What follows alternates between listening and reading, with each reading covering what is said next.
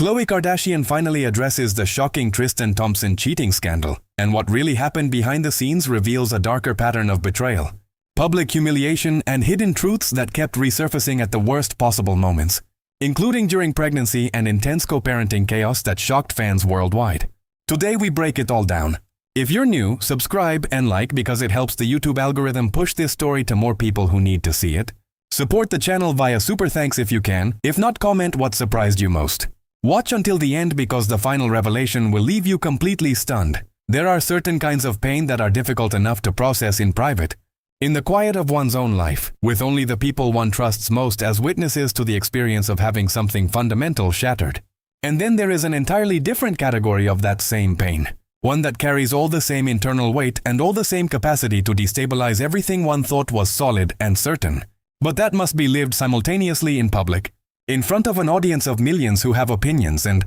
interpretations and emotional investments of their own that have nothing to do with the actual human beings at the center of the story, but that shape the environment in which those human beings have to find a way to survive what is happening to them. Khloe Kardashian has lived in that second category in ways that are difficult to fully comprehend from the outside, and the story of her relationship with Tristan Thompson is one of the most extensively documented examples in modern celebrity culture of what it looks like when the most private and most vulnerable dimensions of a person's emotional life become simultaneously the most public and the most discussed. The first major incident arrived at what should have been one of the most protected and most significant moments of her life. Days before the birth of their daughter True in April 2018, videos and reports emerged suggesting that Tristan Thompson had been unfaithful during her pregnancy, a detail that made what was already a painful revelation exponentially more devastating because it meant that the betrayal had not been a momentary failure of judgment but something that had apparently been occurring during a period when she was physically and emotionally most vulnerable, most invested in the future they were building together, most certain that what they had was real and worth protecting. The timing of that revelation, its collision with the imminent arrival of a child they had planned together, created a kind of emotional complexity that resists simple categorization as simply one thing or another. It was simultaneously the worst possible moment for this information to arrive, and the moment when leaving was most practically complicated. When the person she had trusted had just become irrevocably the father of the child she was about to bring into the world. When the decision about what to do with the relationship had consequences that extended far beyond the two of them and into a life that was just beginning. What made the situation even more psychologically complex was that it did not end there. The pattern of infidelity that the 2018 incident established did not represent an isolated failure that was followed by genuine repair, and by the kind of rebuilt trust that sometimes follows betrayal when both people are genuinely committed to the work that reconstruction requires. It was instead the first documentation of something that would repeat itself in different forms and with different specifics over the following years, each repetition reopening wounds that had been in various stages of healing and adding layers of complexity to an already complicated emotional landscape. There was the incident involving Jordyn Woods in early 2019, which carried its own particular weight because it involved someone from Khloe's extended social circle, someone whose presence in the situation therefore carried the additional dimension of a secondary betrayal that implicated not just her romantic partner, but the fabric of her social world. The revelation that the person who had hurt her had done so with someone connected to her own community added a dimension of exposure and of violated trust that went beyond the already significant pain of the infidelity itself. And then there were subsequent revelations in later years, including the confirmation in 2022 that Thompson had fathered a child with another woman during a period when he and Khloe had been attempting to rebuild their relationship,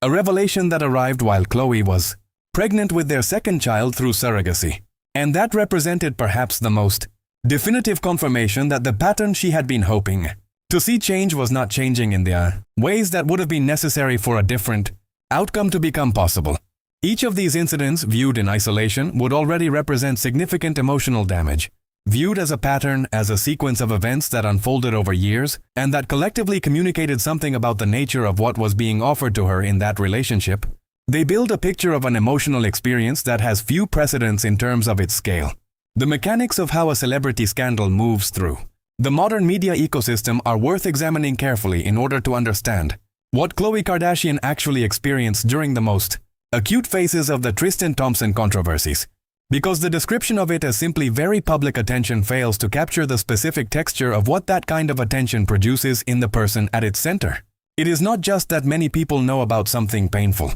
It is that the painful thing exists in a form that has been shaped and processed and packaged by others before it reaches any of the millions of people who encounter it. That it circulates in versions that may or may not correspond to the actual reality of what happened, but that have their own momentum and their own life in the culture regardless of their accuracy. And that the person whose life is actually at stake in the story has no meaningful ability to control what versions of it spread or how those versions are interpreted, or what emotional responses they generate in the people who encounter them. When the first cheating reports emerged in 2018, they spread with the speed and the reach that only digital media can produce, moving from initial reports to viral discussion to international coverage to meme format within a time frame measured in hours rather than in days. The specific details that made the story particularly resonant with large audiences, the pregnancy, the imminent birth, the apparent pattern, the specific identities involved, were also the details that made it most painful for Khloe herself. And those details were circulating in every corner of the internet at the exact moment when she was least equipped to manage their circulation.